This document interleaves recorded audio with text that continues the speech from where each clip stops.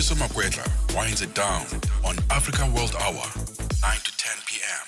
And it is 2100 hours on this Monday evening. A very good evening to you. A warm welcome to Africa World Hour as we bring you the very latest updates, 60 minutes of the very latest news in and around your continent.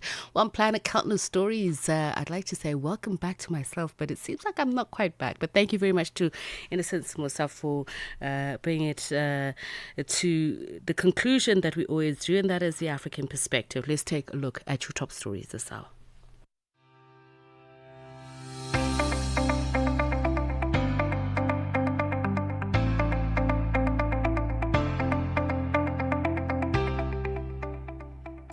And we start with this, our top story. The African National Congress Party in South Africa has identified a 10-point plan to increase growth. It says create jobs and obliterate poverty. This came out of the end of a 3-day special National Executive Committee meeting in Boksburg, east of Johannesburg on Monday. Despite the remaining far below the level needed to reduce high levels of poverty and inequality, the country's growth rate improved in the second quarter of 2025, reaching its fastest in 2 years. But ANC President Cyril Ramaphosa says there is still a lot that needs to be done. SABC politics reporter Debo Mkobo has more. We need to rebuild and reform state-owned enterprises to be effective developmental instruments. We are already seeing quite a lot of progress in a number of our state-owned enterprises as they are regaining their own capability and also attracting experienced and well-qualified people to come and work in there. The efficient and well-governed state-owned enterprises are vital to economic growth and also vital to our national competitiveness. The family of South Africa's ambassador to France, Natim Tetra, who died after falling from the 22nd floor of a hotel in Paris last week, says they are hoping to bury him this coming Sunday. Tetra died at the age of 58. The family says the date is subject to change pending the finalization of the repatriation process in France.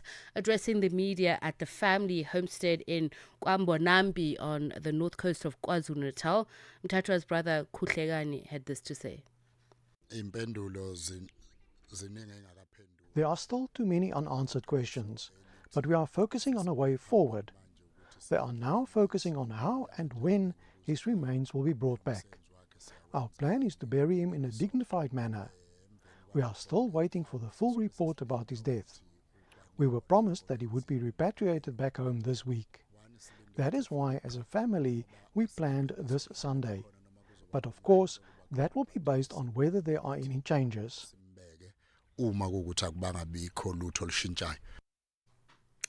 The chief negotiator of Hamas is reported to be meeting Egyptian and Qatari mediators in Cairo ahead of indirect talks with Israeli negotiators in Sharm el-Sheikh. They are looking to determine a date for the start of a truce. The BBC's Ugo Bachega has the details. What is happening today is the first day of these negotiations, of the first phase of this 20-point plan that was announced by President Trump last week, and this is about the release of the remaining hostages, both living and dead, also the release of hundreds of Palestinian prisoners from Israeli jails, and a withdrawal of Israeli troops from parts of Gaza. But there have been reports this morning suggesting major differences over the identities of these Palestinian prisoners to be freed and also the scale of this Israeli withdrawal from parts of Gaza. And now the head of the UN Agency for Refugees, Filippo Grandi, says bowing down to pressure to reform the Convention on Asylum will be a catastrophic error. US President Donald Trump is expected to call for restricting the right to asylum at the UN later this month. Here's more from the BBC's Mimi Swabi. It's a critical time for the UNHCR. Funding has been slashed and the principle of asylum is more divisive than ever.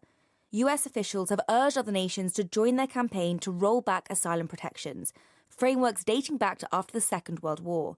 They say migrants should seek asylum in the first country they enter, As conflicts around the globe continue to drive displacement, the UN Agency for Refugees faces the most severe budget cuts in its history, a 25% funding reduction. Addressing an annual meeting, Mr. Grandi blamed devastating donor cuts as many Western powers prioritise defence spending over aid. And Uganda has called on world leaders to place disability at the centre of their discussions. The Minister of State for Disability Affairs, Asamo Helen Grace, said this should be on the agenda at the upcoming G20 summit of heads of state to be held in Johannesburg, South Africa. Helen Grace spoke to Channel Africa at the 4-day South Africa-Uganda Disability Inclusion Study tour in Pretoria. She urged South Africa as a G20 host to champion the voices of persons with disabilities on the global agenda.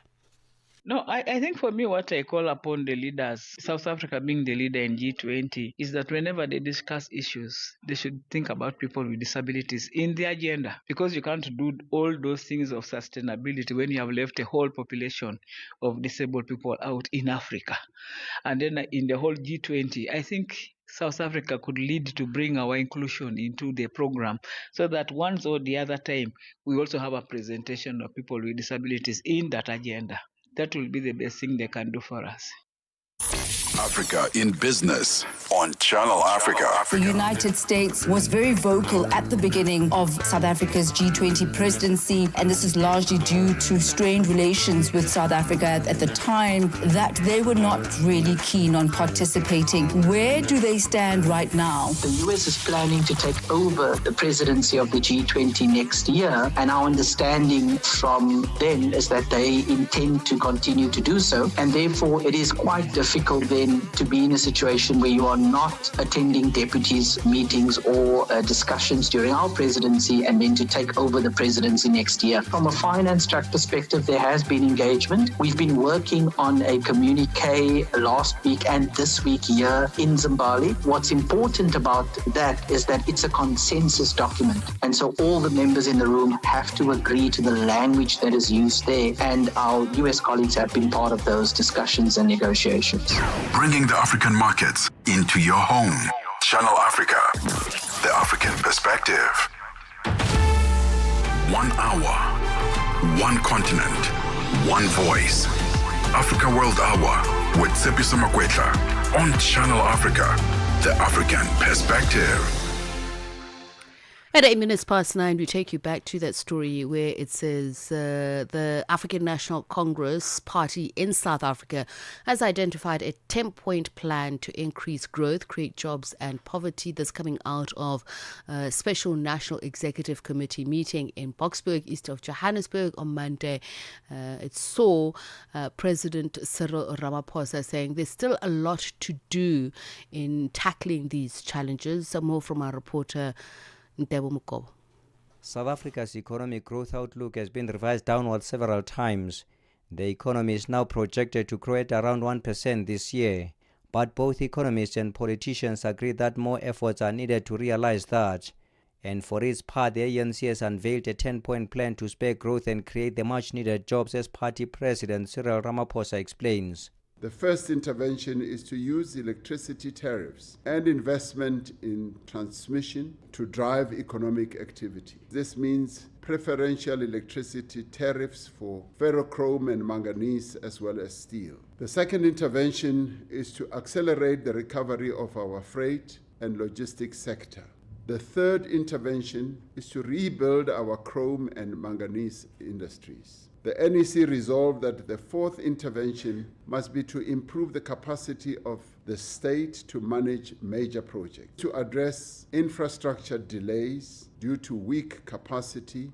The ANC president has vowed to rebuild and restore the country's state-owned enterprises to their glory days of developmental instruments. He has used Eskom, which has made 16 billion rand profit and slowly but surely turned the tide against load shedding, as a shining example of their intervention. We need to rebuild and reform state-owned enterprises to be effective developmental instruments. We are already seeing quite a lot of progress in a number of our state-owned enterprises as they are regaining their own capability and also attracting experienced and well-qualified people to come and work in there. The efficient and well-governed state-owned enterprises are vital to economic growth and also vital to our national competitiveness. Ramaphosa said things are beginning to improve as more people with skills are now taking up positions in these government institutions. And for now, the job is cut out for all ANC deployees in government, as they are expected to implement their plan to revive the economy and ensure growth. Arising out of our meeting this weekend, the NEC directs its deployees at all levels of government to finalize economic interventions that will rebuild our economy through ensuring that their APPs are streamlined to achieve all the three priorities of the 7th administration. Our organization has significant policies and plans that can resolve the economic emergency that we face. Our task now is to ensure effective and immediate implementation. Through the Government of National Unity, we will undertake these key interventions to reignite growth and to create jobs. The ANC president says a war room will be established in the presidency to monitor efforts to boost economic growth. Meanwhile, the ANC Economic Transformation Committee, on the other hand, will unpack the plan and its intervention to the nation later this week. I am Tebo Mokobo, Boksburg in Ekurhuleni. And from Boksburg in Ekurhuleni in South Africa, we take you to East Africa now, where tensions are mounting in Tanzania, where a prominent opposition leader, Tundu Lissu, has gone on trial for treason in the capital, Dar es Salaam. This comes just weeks before the country heads to highly contested general elections, one that Lissu's Chadema party has already been barred from contesting, raising fears of deepening political repression in East Africa's second largest economy. You talk now about this to Jerry Muru, political analyst from Tanzania. A very good evening to you, and thank you so much for speaking to us. Good evening to you, Tabito. So, as we mentioned, that this particular trial takes place ahead of the elections. Would you say this is a landmark election, and also this particular trial a watershed one, given the fact that there are some who are even accusing President Suluhu Hassan of a new reign of authoritarianism? Your thoughts on this? Maybe I should put it right before we proceed, that the trial began, it was almost 2 months before. It was during the preparations to get into the election. And what happened, it was the matter, really the police and other instruments measured it and weighed it, and they came into conclusion that this matter should be taken into the court. And it is only court, the institution that is allowed constitutional to translate for us what is really justice and what is really not justice. So the current status, the court is still undergoing the case, and at the same time, we are proceeding with the election processes as well as the political rallies for different political parties. And for those who didn't know, I'm here also to clarify that it is not only Tundu Lissu's party, that it is only a opposition party in Tanzania. Currently, we have got almost 25 political parties which are active parties. But the political parties that are participating in this general election, and especially on the presidential candidates, they are almost 8. So we cannot talk much on what it is in the court. We rather leave it to the court and wait to hear what will transpire from the court. And also, there is the question of how does Samia Suluhu Hassan is governing the country. Okay, let's get I to will that, tell Mr. Muro, you. before you continue with that, because surely the question must be asked. If the main opposition or one of the big opposition parties is barred from taking part in the elections, it does raise eyebrows. And there's the fact that someone who's seen as your main contender, who is not only barred from contesting, but also facing criminal charges, and that of treason. Does it not raise the question of whether this is a contest or a coronation? It raises a question, for sure. And I agree with you. It raises a question. But if you will go back for almost 6 months, a main political party, opposition party in Tanzania, that is Chadema, that is being led by Tundu Lissu, they came out and gave their statement that they will not participate in this election unless there is a major changes in our constitution, not only constitution, but they wanted an independent and fair electoral commission and some other issues. So they came out before and said it clear that even if Tundu Lissu was not taken into the court, they will not participate this general election, because for them, they said in order for them to participate, then they wanted some almost 3 to 4 key issues to be discussed and to be resolved before they get into general election. So they made themselves clear that they will not participate. So what happens to Tundu Lissu, it is something that came after their statement that they will not participate. So for us in Tanzania, we're really, really upset with also what is happening. But the participation of the main opposition party really upset many of the people when they moved out from the race. And so I think we have it also does to bring, look into these 2 issues. it does bring the question to mind of whether or not there hasn't been a rapid dwindling of civic spaces in Tanzania, and the human rights records in terms of the conditions not only set by law enforcement, but the comments made by President Suluhu Hassan with regards to Tundu Lissu, which have been seen as threatening statements. So it comes down to the institutionalization of political exclusion. Is there an environment that makes people feel like their democratic rights are intact?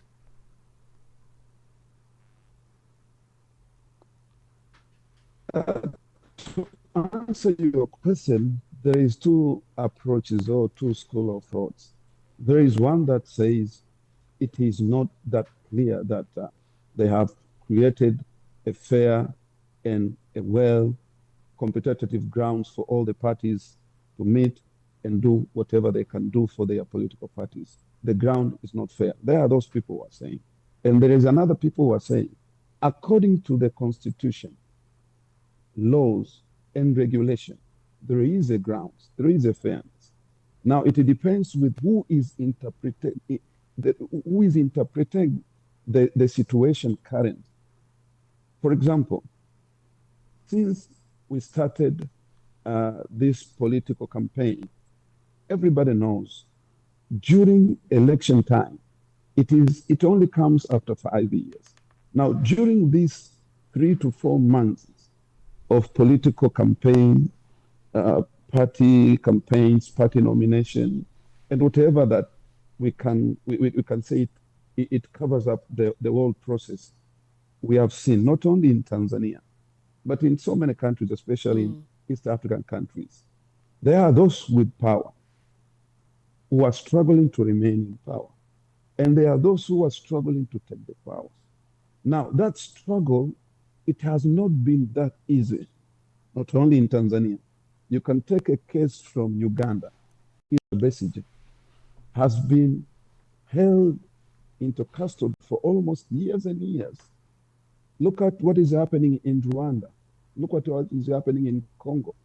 Recently, they prosecuted the former president, Joseph Kabila. So naturally, These are the things that they are likely to happen during the election time. And after election, you'll see everything is getting into normal situations and people will move on. But currently, I want to assure you, in Tanzania, there is a peace, there is stability, and political parties are they are allowed to do whatever they can do for their parties. Am I to understand you that there is real multi-party democracy happening in Tanzania, that there hasn't been a banning of rallies, that there hasn't been a shutdown of media? And if we talk about comparisons, there is Luhaga Mpina, who has also been as some have said, a victim of the authoritarianism. You made the comparisons with other countries. What about Tanzania, Turkey, Mozambique, where opposition parties have been barred from taking part in elections due to terrorism charges? Are you saying this is a normal landscape for a country that is allowing freedom of expression? Because you seem to be implying that these things only happen in the run-up to the election, which is even more worrying, actually. No, not at all. I'm not trying to compare this situation in different countries as the base of my argument. No. What I'm saying, not only in Tanzania, not only in Africa, even in Europe, even in America, we have seen during election time, there are situations that are emerging, sometimes out of control or within control.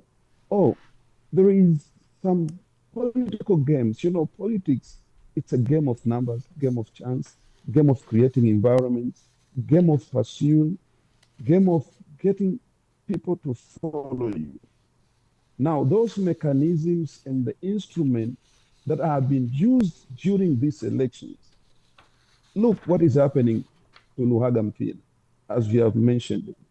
I should say a little bit about him because we have been with him in the same party, political party. We have been in him in politics. We know his transition from CCM, the ruling party, into ACT. And the constitution of ACT, what it says, and the people who objected Luhaga Mpina are not people from ruling party or people from government institution. It was the battle within themselves. This is what ended up to the court. The same applies with Tundu Lissu. What happened? He was in public rally addressing the public, and he came out with some comments that the authorities and the people who are supposed to interpret them, they said, there is something here, we should take it to court. So I'm not trying to compare on that scenario on that way. What I'm trying to say, in every 5 years, being it in Tanzania, being it whatever, there are situations that seems to be not normal or not ordinary. But because of the period that we are having, the situations are there. Sometimes we can control them, sometimes they are uncontrollable. You have said a little bit about what is happening in Mozambique. We saw the situation in Mozambique. It is quite different from what is happening in Tanzania. Some people have said Samia Suluhu Hassan is dictator. But we had the late former president, Dr. John Pombe Magufuli. Many said he was big dictator more than Adolf Hitler. But at the end, he became an hero for our country. So it depends with who is translating those activities, those content, and those arguments, on which side is one is. But all right. In really situation on the ground, you have not seen anybody being gunned down because of the political situation. You have not seen anything happens within the political rallies. Nobody has been banned. No political party has been banned. The election campaigns are all right, Mr. Muro, I have run out of time, but in a word, yes or no, are you saying the conditions conditions are conducive for a free and fair election in Tanzania?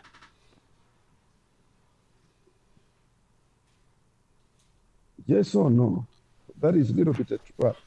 No, sir, I'm asking, yes. Is it yes or no? Are the conditions conducive? Yeah, conditions are conducive because All right. we have seen things Jerry are being done Muro, and people are on the ground. Jerry Muro, a political analyst from Tanzania, pretty much saying, well, it is election times and the situation on the ground will be analysed depending from which prism you see it from. And I mean, he's accurately proved that. Thank you so much for speaking to us, Jerry Muro, political analyst in Tanzania. Brings the time to 26 minutes past 9. Nkhanza zokhudza amuna ndi azimayi kapena kuti gender based violence GBV zikuwononga mioyo komanso kuphwasula midzi zikuchitika m'manyumba, m'masukulu, malo ogwirira ntchito ndipo kwambiri mwakachetechete koma sizikuyenera kupitirira. Mukazimva yankhulani, ngati mwakhuzidwa funani chithandizo chifukwa kusachita chilichonse sikuthandiza. Mverani kuma wireless onse 14 a SABC kuchokera lachitatu pa 23 mwezi uno wa Julai kuti mumve zokambirana, malangizo, masewero, zionetsero za maphunziro ndi mafunso okhuza nkhanza za amuna ndi azimayi ndi akatswiri, anthu opulumuka ku nkhanzazi, kukhazikitsa lamulo komanso dziko lonse lokhuzidwa ndi nkhanzazi. Zonsezi pa wireless yomwe mumayikonda ya SABC. Imbirani pa nambala 0800 428 428 kuti munene za nkhanzazi kapena kupeza chithandizo. Nkhanza zokhuza amuna ndi azimayi zimatha ndi inu. Uthenga ukufikani kuchokera ku SABC.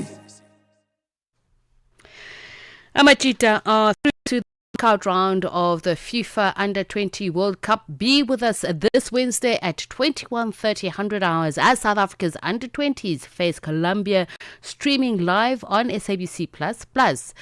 There's more on SABC.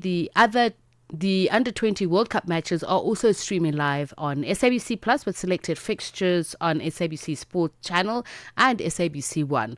Wave the flag, Mzansi. Stand up for Amachita. FIFA Under-20 World Cup Amachita coverage on SABC Plus, powered by SABC Sport. 1 hour, one continent, one voice. Africa World Hour with Tsepiso Makwetla on Channel Africa, the African perspective. And at 28 minutes past 9, let's tell you about this. We'll be talking about intra-Africa trade in just a moment. But here's a story that's been of interest that we've been covering, and that is the third country deportations. The United States now deporting 10 people to Eswatini, despite human rights groups in southern Africa, in that kingdom in particular, preparing legal action to block the move. It's the second batch of deportees that the Trump administration has sent to Eswatini under its tough immigration policy. According to Eswatini's prison department, the 10 deportees have been securely accommodated and pose no threat to the public. But human rights advocates are outraged. Human rights groups say the move raises really serious questions about Eswatini's commitment to due process, asylum protections, and the rule of law. We speak about this now to migration lawyer Craig Smith. A very good evening to you, Craig. Thank you so much for speaking to us. Thank you for having me, Tsepiso. So tell us about the latest deportations. Has there been any clarity this time around who would have approved them? Well, remember, this all emanates from Donald Trump's very restrictive immigration policy. And specifically within the immigration policy, we are dealing with that of asylum seekers and failed asylum seekers who cannot demonstrate that they are genuine asylum seekers or are excluded asylum seekers based on a criminal background. So obviously the US would do background checks when they are vetting these applicants, amongst other things. And at the end of the day, if these asylum seekers are turned down, they would generally have the right to appeal the decision, and that would allow them to stay the deportation of back to their countries of origin. So what we have is a strict, restrictive immigration policy, which has been carried out by the Trump administration, which has been endorsed by the Supreme Court in the US. And effectively, what they're doing is they are trying to, what I would say, these are facilitated deportations, because many of these countries don't necessarily want these immigrants back. And obviously, America is finding a way of paying for this facilitation to a third country. But there are a number of things that the US government is doing to, on the face of it, not breach various international instruments. So, for example, you cannot, under refugee law, what they call refoulement, or send back failed asylum seekers to their country of origin, and that's in it's in our legislation, it's in the American legislation. So America is mindful that it doesn't want to be seen to contravene international law. So it is easier for them to then implement this third country deportation. The problem that you have, and which many of the advocates and human rights advocates in these countries, we're dealing not just Eswatini, we're dealing with Uganda, South Sudan, Ghana, is that, for example, Eswatini has a constitution. And in the constitution, you would have your legislative branch that makes the law, and you would have your executive branch that implements the law. So when the Eswatini government has endorsed a cooperation with the US, and it's estimated that they are going to make about $5 million in exchange for 160 failed asylum seekers, the reality is that you will have the executive failing to what they would say rather overreach the law, which is safeguarded by your legislature. In other words, immigration will not simply be a matter where your government can decide who's coming in or not, because it may be contrary to the law and rule of law. And in this case, the advocates, the human rights advocates, are saying it's not for government to make these decisions, because they're actually effectively contravening the law, okay, and that's unacceptable. So let's go back to that original question then, given what you've just said, Craig, because these human rights lawyers, in fact, we spoke to them, said when the news broke of the first deportees, it was clear that even the Prime Minister had no knowledge of it, and government said as much, that the approval did not go through them. So how is this then being done? It's a very good question. I wish I knew the answer. Look, the Trump administration is hell-bent on their immigration policy and giving effect to the policy.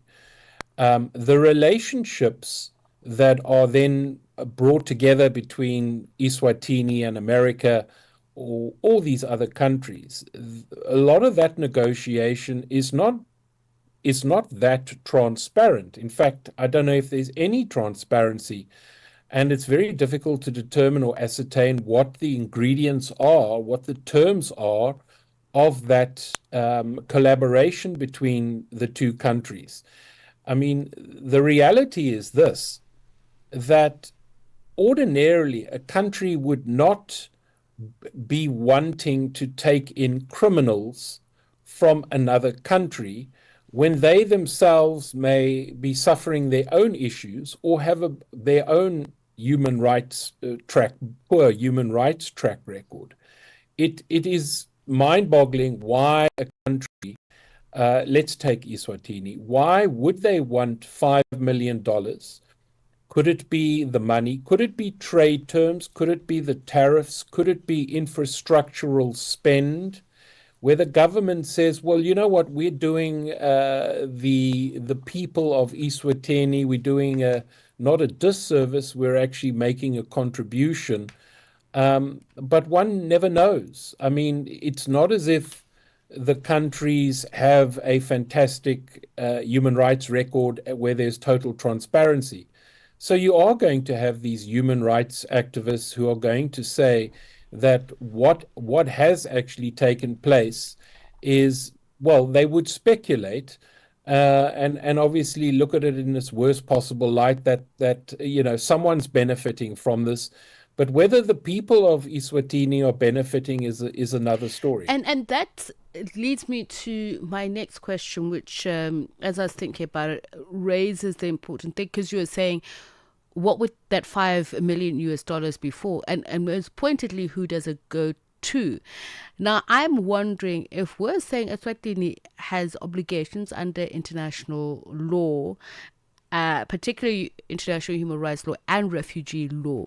Can you please explain to me the definition, either through the international courts or even domestic law, of what then is human trafficking?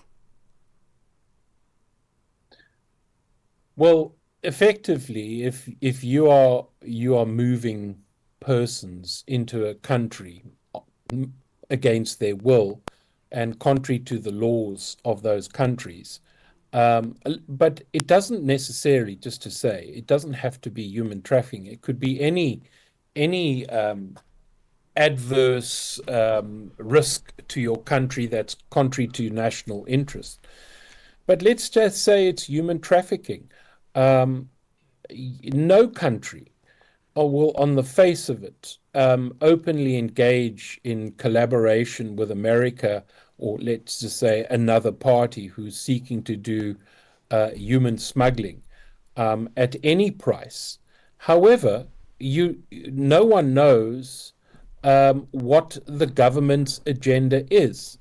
It's almost like dangling the carrot of the money. Is America buying, paying for someone to do its dirty work?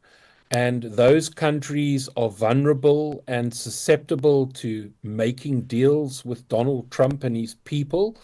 America is very smart. You can also say that America also wants to bolster its presence in Africa. I mean, you have the East who have wished to focus on Africa. This is another way in which Trump can also embolden his reach in Africa. So you have politics. But look, at the end of the day, ordinarily, any country's immigration policy would never, take South Africa, you're not going to allow criminals to come into your country. They are excluded from entering your borders. So in a similar way to human smuggling, in the same way of sending these individuals who have criminal convictions, you would ordinarily not allow them, the law would not allow them in, but why is the government allowing them in? And I will say this, that what America is sidestepping is the breach of international law. Because if they were simply wishing to send them back to Venezuela or Jamaica, Vietnam, Laos, where some of these people came from, you would be potentially contravening international law and refoaling them, meaning sending them back against their will to a country where not only they may face harm, but as asylum seekers and persecution, but they may return to face degrading, torturous conditions. So there's a lot at stake, and sort of America has this way of sidestepping being singled out as breaching international law. So in this case, and this is a final question, do these individuals have a legal status of some kind or the other? Because if they're not nationals of that country, or whatever crimes that were not committed in that country, when they arrive in a country like Eswatini from another country, I'd imagine even the crimes are not specific, because it seems America is saying they're not dangerous, but we don't know exactly why they're being moved there. Do they have a legal status? No, they would have absolutely no legal status. It's almost like they're ghosts. They are not even legal ghosts, where you may come into a foreign person may come into South Africa in the hope of a status. Here are people who have artificially been moved from A to B, and the B surroundings and environment is completely unusual. They have absolutely no right of stay whatsoever. So they're literally being confined, and they will be confined in probably atrocious conditions, whilst they have absolutely no say. So the question would be, for the human rights lawyers, you've now got to, you have these individuals who are not Eswatini citizens, who are not Eswatini visa holders or rights of temporary residence. They are just ghosts. And that's the biggest risk, where the rule of law, both in America transgressing rule of law, and now the Eswatini government potentially contravening rule of law within their own country. And this is what upsets these human rights lawyers. And when you are a ghost, you are so susceptible and so vulnerable to be taken advantage of.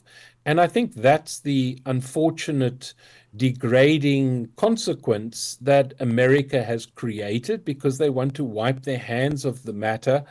And it all emanates from a very restrictive policy. Of course, this never happened under Biden's administration. It's really now, which is really unfortunate. Well, we thank you for your time and insights, Craig Smith, who is a migration lawyer. It brings the time to 18 minutes to 10.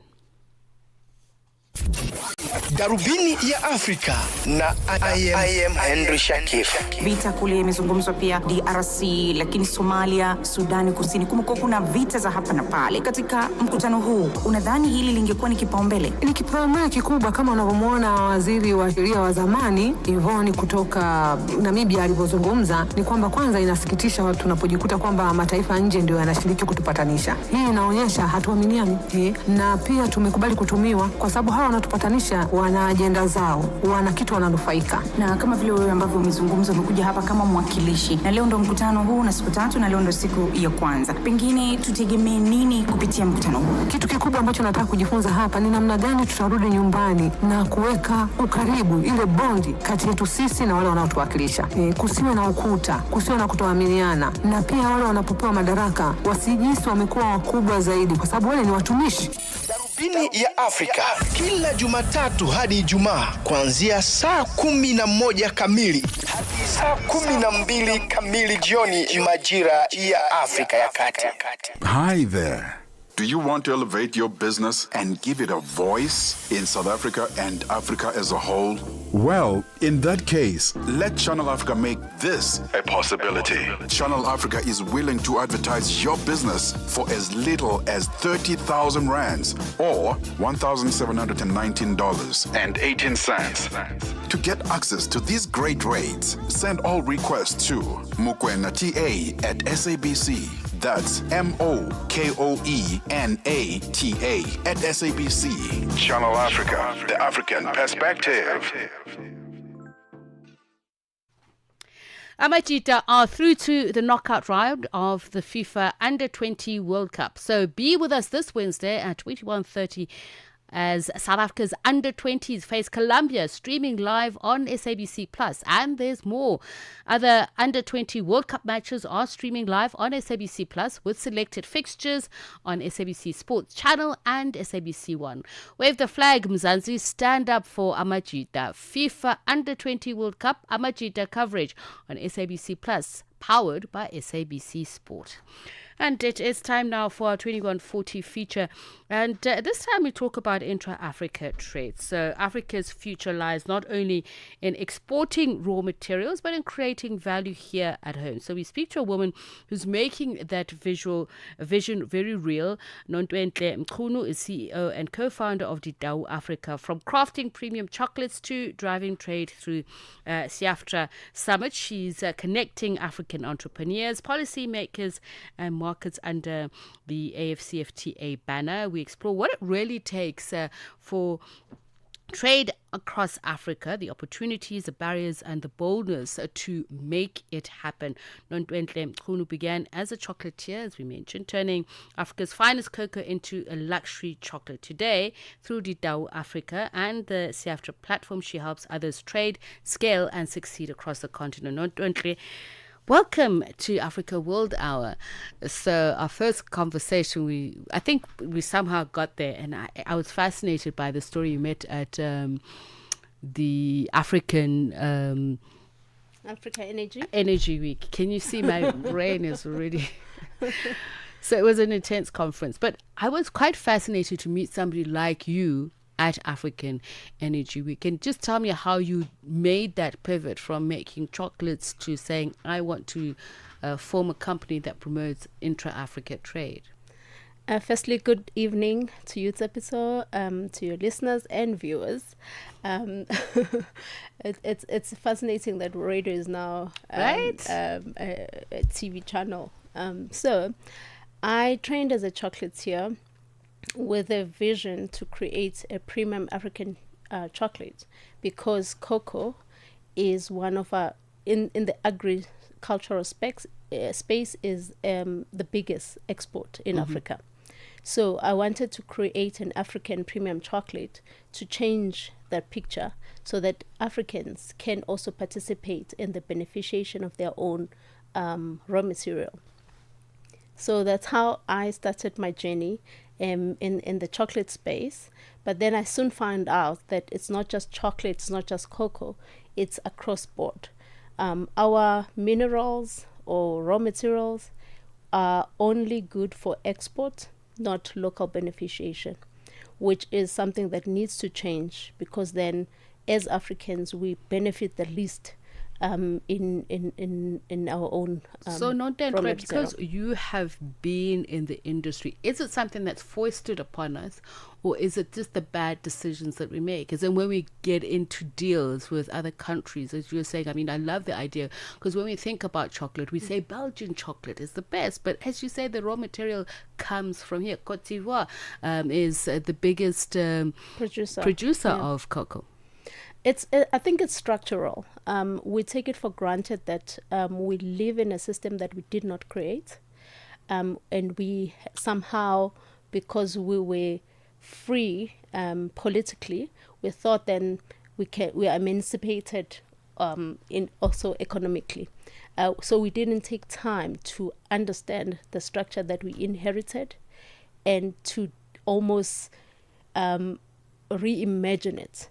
And look at how does the structure that we inherited, how can it serve Africa, and how can we make it our own. And we do not invest in our own structures across board. So it's about reimagining what we want Africa to be and investing in getting there. And I suppose it also comes down to the mentality, realizing that we no longer need permission in terms of ownership.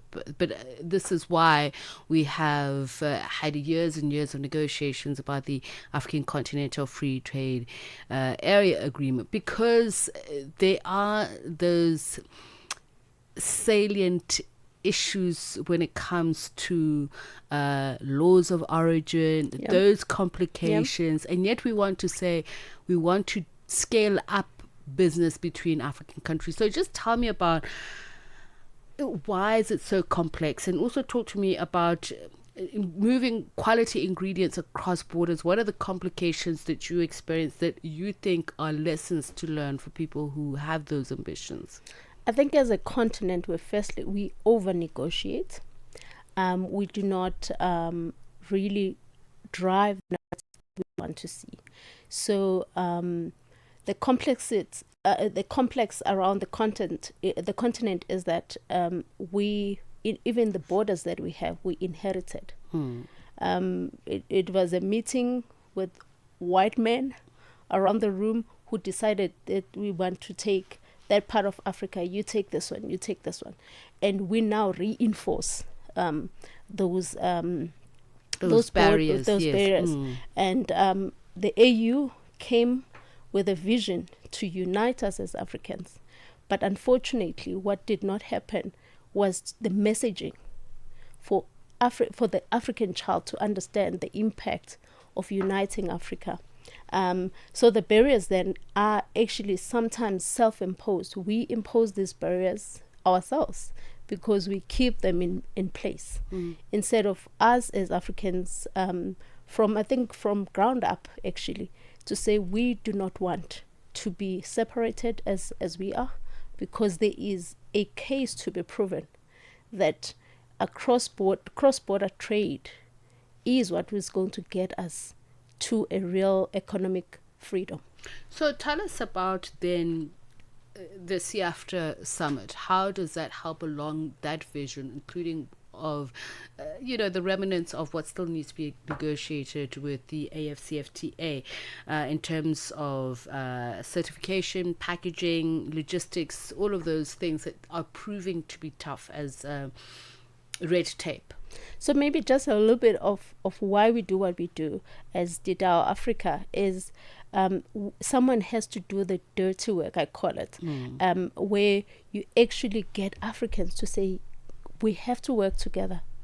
And these are the barriers that exist. Traveling within this continent is more expensive than traveling outside of the continent, and that has to change. Connection, like communication within the continent, is expensive. Everything is expensive. So an example, back to chocolate,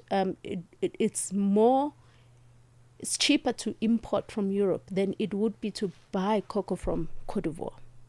So it is a lot of structure that needs to change. So the CEAFTA summit is about stimulating trade within the African continent, so intra-Africa trade. And why we do this as a private business is that we understand that it is the government's business to set policy. It is private entities and SMMEs who need to then drive the change. We can't sit on the sidelines when our future is being decided. I think that's the mistake that we are all making, is that we're waiting for somebody to make the change for us. So then tell me, how do African entrepreneurs fully understand not only these chains that they are imprisoned to, and by that, as you mentioned, it's the laws, it's our historical context within which we do trade, but we keep talking about doing it better. What is failing us? Just from what you're encountering as a business, there was a lot of talk about how you need to make bankable projects work and appealing. But what is that? What is stopping us? What is stopping us? I think it's a willingness. First of all, I think from politically down to the men on the street, we need to be willing to change. The infrastructure is not correct. The policies that govern our trade, it's not correct. So we need to talk about what needs to change and actually actively do it. So the finance, I always talk about financial institutions in South Africa. They do not understand the indigenous ownership of land. It is not the land ownership that has to change as much as it is the institution who need to understand how our land is governed. So there's so much that we we cut and paste from Europe and the rest of the world to run our economies, and that needs to change. So when we talk about financing mechanisms, how are we going to turn it around that we are going to export that premium chocolate to Europe now? I call it a stubborn backing. We've over the years we've been slaves and willingly gave our equity, our intellectual property to the rest of the world, and it is time now to back ourselves. We need to and the countries that, I mean, if you look at countries that are successful in entrepreneurship, are countries that have systems that are resilient in backing the entrepreneur. And in African countries, that's not really true. A person gets one shot at doing anything. If they don't succeed, they're cancelled. So the cancel culture is so prevalent in Africa, where we cannot afford to do it. And we don't necessarily have the skills or the know-how, but you're still expected to get it right the first time around. I wouldn't say so. I personally, in my chocolate journey, I had the best skills. I can tell you that right now. I made the best chocolate. I made the best chocolate, had the best support. But when you come as a black child to say, I need 100 million, you cannot get it because there are so many reasons why a black child cannot access that as opposed to anyone else. So what would then be defined as a good project conversion rate, and what would be needed?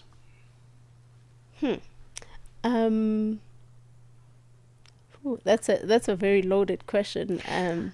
So I'm just thinking, if we're talking about scaling up, we can't keep being talking about what we need to fix. We need to hit the ground running.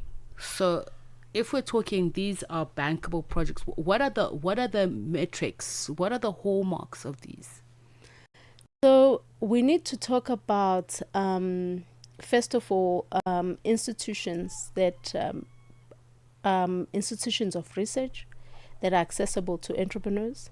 I call it a corporate of entrepreneurs, because that then would de-risk any project and give support to entrepreneurs, where you give all the necessary support to the project or to the entrepreneur, so that when they then need finance, you know that in terms of their accounting, their R&Ds is taken care of.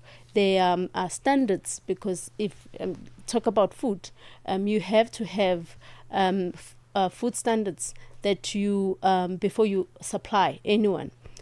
So until we have a basket of all the support that the entrepreneur needs, and we do it in a systematic way, we really cannot succeed in really building sustainable businesses from the ground up. Yeah. Thank you so much, Nontoentle. It's been such a pleasure to speak to you.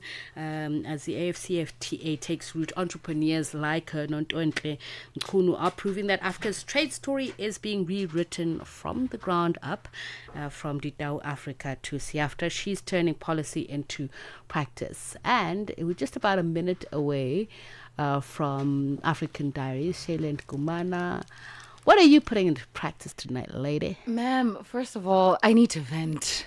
Good evening. Good evening. I need to vent. I just learned about reptilians. Why? What's that guy when? Were you at the zoo? No, it's not the zoo. Not reptiles. Okay. Reptilians. These are human beings. Because that's what I'm thinking of, reptile, and I'm thinking human beings. These are apparently reptiles that shapeshift into humans and walk around the earth and exist in our midst. The reason they caught my attention is because they are said to be very wealthy.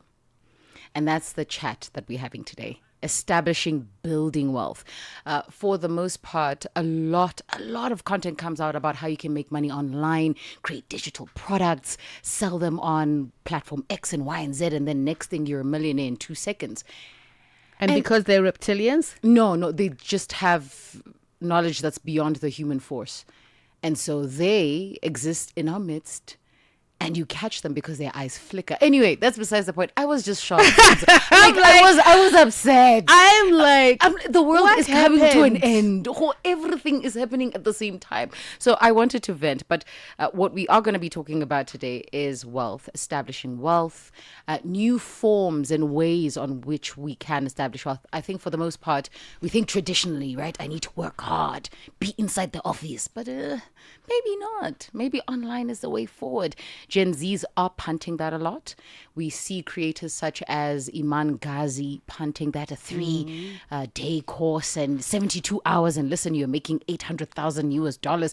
I want to tap into that. Listen, if my bag is there, I'm going there.